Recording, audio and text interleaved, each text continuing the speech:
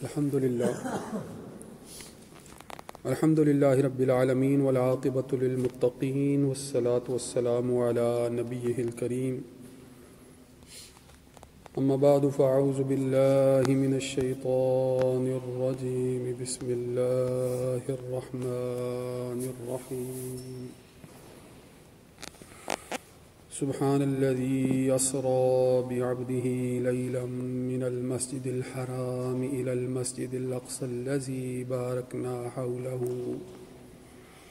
باركنا حوله لنريه من آياتنا إنه هو السميع البصير صدق الله مولانا العظيم وقال النبي صلى الله تعالى عليه وآله وسلم کلمتان خفیفتان علی اللسان وثقیلتان فی المیزان سبحان اللہ وبحمدہ سبحان اللہ العظیم وقال اللہ تبارک وتعالی ان اللہ وملائکتہ یصلون علی النبی یا ایہا الذین آمنوا صلوا علیہ وسلموا تسلیما اللهم صل على سيدنا ومولانا محمد وعلى آل وأصحاب سيدنا ومولانا محمد وبارك وسلم علیہ. سامعین محترم، جیسا کہ گزشتہ جمعہ کو یہ بات میں نے سامنے آپ کے رکھی تھی کہ یہ رجب کا مہینہ ایک روایت کے اعتبار سے آپ صلی اللہ علیہ وآلہ وسلم کے معراج کے سفر پر جانے کے حوالے سے بھی جانا جاتا ہے، معروف ہے، اور اس حوالے سے 27 رجب کا روایات میں ذکر ملتا ہے. تو پچھلے جمعۃ المبارک کو میں نے گفتگو کا آغاز کر دیا تھا معراج شریف کے اعتبار سے. آج اسی سے جڑا ہوا ایک پہلو جو ہے وہ آپ کے سامنے رکھنا ہے. آپ نے یہ اشعار تو سنے ہوں گے کہ سبق ملا ہے یہ معراج مصطفیٰ سے ہمیں، سبق ملا ہے یہ معراج مصطفیٰ سے ہمیں کہ عالم بشریت کی زد میں ہے گردوں. اسی طرح معراج کی شب حق سے ملنے وہ عرش معلیٰ پر پہنچے.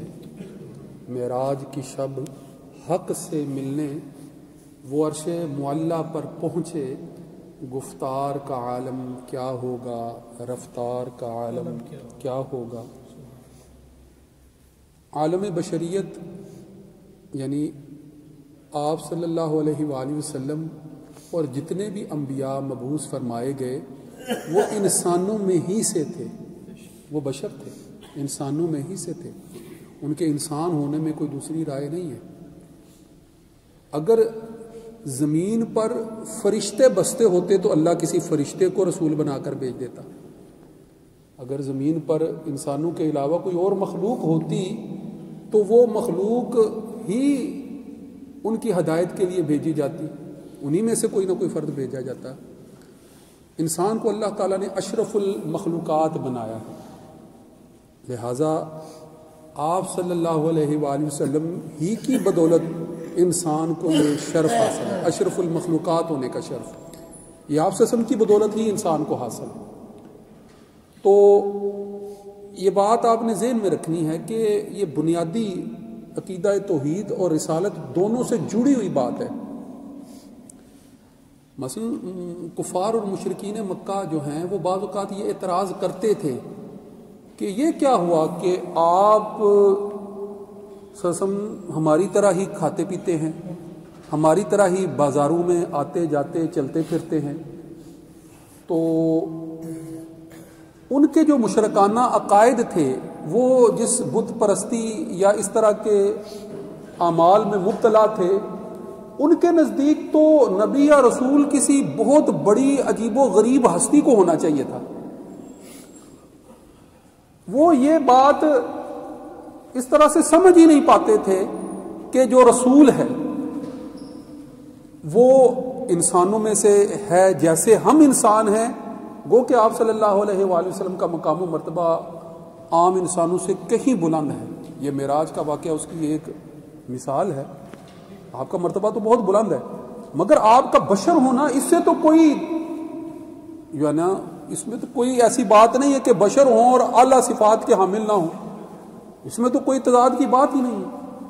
لہذا یہ بات کفار اور مشرکین کو عجیب لگتی تھی. وہ یہ بات سمجھ نہیں پاتے تھے کہ اللہ رب العزت نے کوئی فرشتہ یا کوئی بہت بڑی مخلوق کو رسول بنا کر کیوں نہیں بھیجا ہے. تو آسان سی بات سمجھیے گا کہ اگر کسی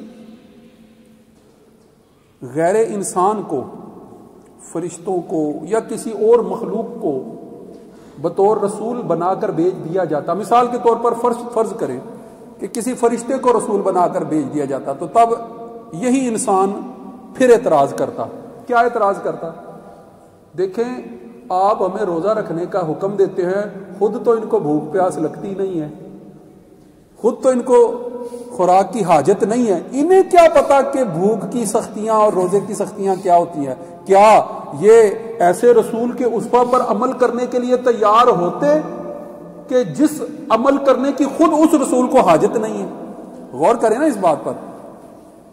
آپ صلی اللہ علیہ وآلہ وسلم نے نماز پڑھ کے خود دکھائی کہ ایسے نماز پڑھنی ہے، روزہ رکھ کے خود دکھایا کہ ایسے روزہ، جہاد کی سختیاں خود برداشت کر کے دکھائیں کہ ایسے جہاد کیا جاتا ہے.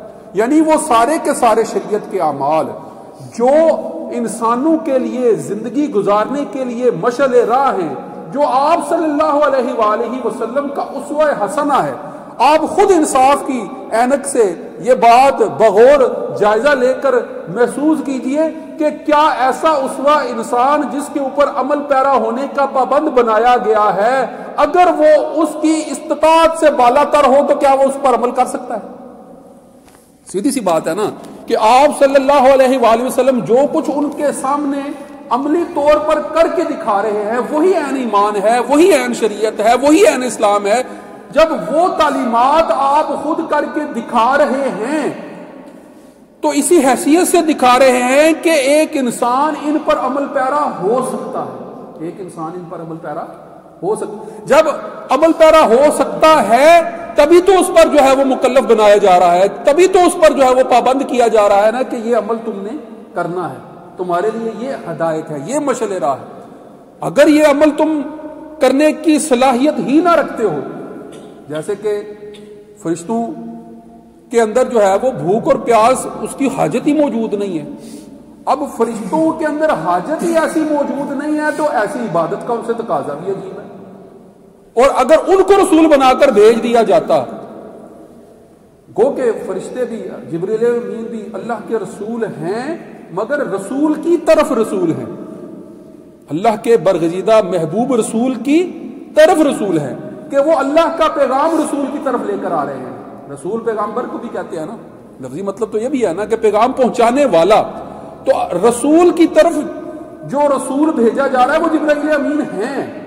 مگر کیا جبرائیل امین اگر انسانی دنیا کے سامنے براہ راست رسول کی حیثیت سے پیش کیے جاتے تو کیا وہ اسوہ جو ایک انسان کے اسوے کے لیے جس پر عمل پیرا ہونا ضروری ہے، وہ اسوہ کیا ان پر وہ خود عمل درآمد ہو سکتے تھے؟ نہیں، وہ تو ان کی جبلت اور ان کی فطرت اور ان کی سرشت اور ان کی جو ہے وہ تخلیق کے خلاف ہے. یہ بات، یہ تو ان کی خلق کے خلاف ہے بات. وہ جو آن کی آن میں جو ہے وہ زمین و آسمان کے سفر کر لیتے ہیں، سدرۃ المنتہا کی بلندیوں پر وہ جو آن کی آن میں پہنچ جاتے ہیں، کیا ایسے فرد کے اسوہ کو ماننے کے لیے عام انسان تیار ہوتے؟ عام انسان کبھی بھی تیار نہ ہوتے. مگر یہی بات دلچسپ بھی ہے کہ جب آپ صلی اللہ علیہ وآلہ وسلم کو یہ شرف اور یہ بلندی اور یہ علو مرتبت عطا کیا گیا کہ براق پر بیٹھ کر آن کی آن میں جو ہے وہ سدرۃ المنتہا کی بلندیوں تک آپ کو پہنچایا جا رہا ہے، تو اب نوعیت مختلف ہے. اب نوعیت مختلف ہے. کیوں مختلف ہے؟ اس پر انشاءاللہ تفصیل سے بھی بات کریں گے، مگر ابتدائی بات یہ ذہن میں رکھ لیں کہ آپ صلی اللہ علیہ وآلہ وسلم کو جب معراج کروائی جا رہی ہے عبد کی حیثیت ہی سے کروائی جا رہی ہے. سبحان الذی اسرا بعبدہ. عبد بندے کو کہتے ہیں، عبد بندے کو، انسان ہی کو عبد کہتے ہیں. اللہ تعالیٰ جو آپ کو جو ہے وہ مسجد حرام سے مسجد اقصیٰ تک رات کے مختصر بلکہ جو ہے ایسا حصہ کہ جس کی ہم جو ہے وہ پیمائش بھی نہیں کر سکتے ہیں، ہمارے دستر و اختیار کی بات ہی نہیں ہے، اتنے طویل وقت میں جو ہے وہ اس قدر طویل جو ہے وہ مسافت طے کروا دی. تو کس کو کروائی؟ اپنے بندے کو کروائی. عبد کا لفظ استعمال ہوا ہے، روحانی طور پر نہیں، جسمانی طور پر کروائی. اسی لیے تو عبد کا لفظ استعمال ہوا ہے کہ عبد جسمانی طور پر ایک مکمل بندے کے لیے ہی لفظ استعمال کیا جاتا ہے. اگر روحانی طور پر ہوتی تو پھر روح عبدی ہی کا لفظ ہوتا ہے نا، یہاں پر بے عبدی ہی کا لفظ غور کرنا چاہیے. تو بہرحال آپ صلی اللہ علیہ وآلہ وسلم کو عبد ہونے کی حیثیت سے یہ بلند مرتبہ عطا ہوا ہے کہ پہلا آسمان نہیں، دوسرا آسمان نہیں، ساتوں آسمان، اور ساتوں آسمان نہیں، پھر سدرۃ المنتہا، سدرہ بیری کے درخت کو کہتے ہیں، جو کہ وہ بلندی ہے کہ جس سے آگے جو ہے وہ جبرائیل امین کو بھی جانے کی اجازت نہیں ہے. مگر آپ صلی اللہ علیہ وآلہ وسلم کے متعلق کیا حکم دیا جا رہا ہے؟ ثم دنا فتدلی فکان قاب قوسین او ادناہما، کہ بڑی ہے اور آگے بڑھتے چلے جائیں. اس قدر قربت کا آپ کو جو ہے وہ حکم دیا جا رہا ہے کہ جس قدر دو کوسیں، دو برکتیں اپنے ایک دوسرے کے بالکل قریب ہوتی ہیں، ایسے ہی اللہ اور اللہ کے بندے کے درمیان جو ہے وہ قربت ہے. یہ شرف اور یہ بلندی، یہ علو مرتبہ، یہ علو شان کسی اور کو عطا نہیں ہوئی. عبد ہونے کی حیثیت کے باوجود آپ کو عطا ہوئی ہے تو کہنے والے نے یہ کہا نا، مثلا جب زمین و آسمان کی وسعتیں پار کر کے چلے گئے ہیں تو تب ہی کہنے والے یہ کہا نا کہ سبق ملا ہے یہ معراج مصطفیٰ سے ہمیں کہ عالم بشریت کی زد میں ہے گردوں. یہ آپ صلی اللہ علیہ وآلہ وسلم کا شرف ہے کہ جس قدر بلند مرتبہ آپ کو عطا ہوا ہے، اسی کی بدولت جو ہے وہ پوری انسانیت کو یہ شرف ملا ہے، عالم بشریت کو شرف ملا ہے کہ اس کو اشرف المخلوقات جو ہے وہ شمار کیا جاتا ہے. وآخر دعوانا الحمدللہ رب العالمین. سنت ادا فرما.